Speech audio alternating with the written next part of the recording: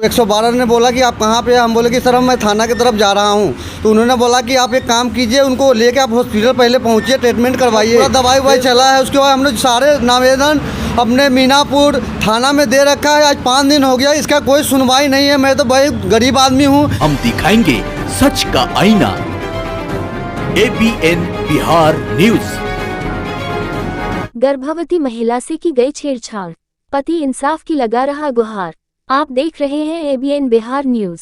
मुजफ्फरपुर मीनापुर विधानसभा क्षेत्र से एक मामला निकलकर सामने आ रहा है, जहां गढ़खरार निवासी सीताराम राय ने बताया कि हमारी पत्नी रिंकू देवी घर में अकेली थी, जहां पड़ोसी द्वारा खिड़की से घर में घुसकर गलत नियत से छेड़खानी की गई।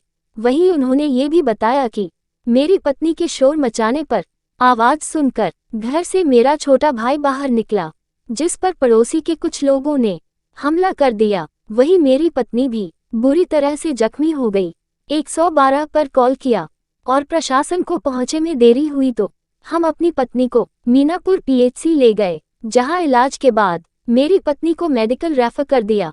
मेडिकल में इलाज के दौरान ही जच्चा बच्चा वार्ड के डॉक्टर ने बताया कि गर्भवती महिला का बच्चा नुकसान हो चुका है।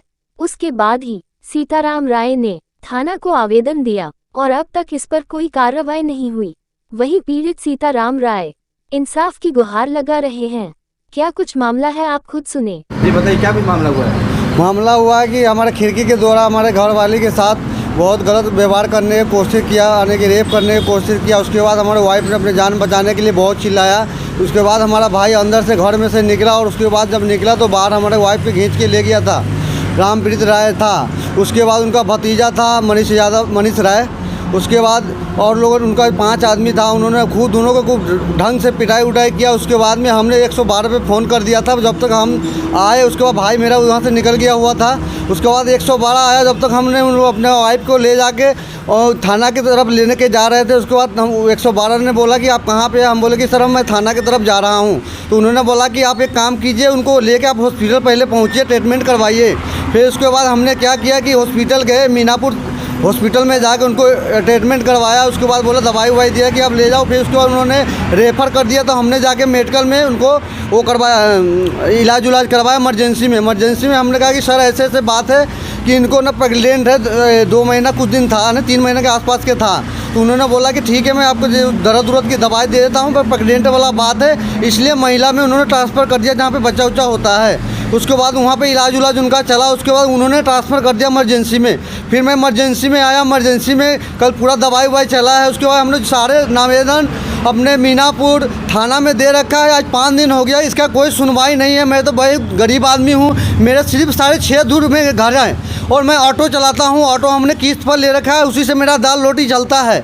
और मीनापुर थाना मेरा कोई सुनवाई नहीं करता है। मेरा नाम सीताराम यादव है। सीताराम राय और यादव कहिए, अब दोनों एक ही होता है। मैं गरीबन राय का बेटा हूँ। मेरे वाइफ का नाम रिंकू देवी है।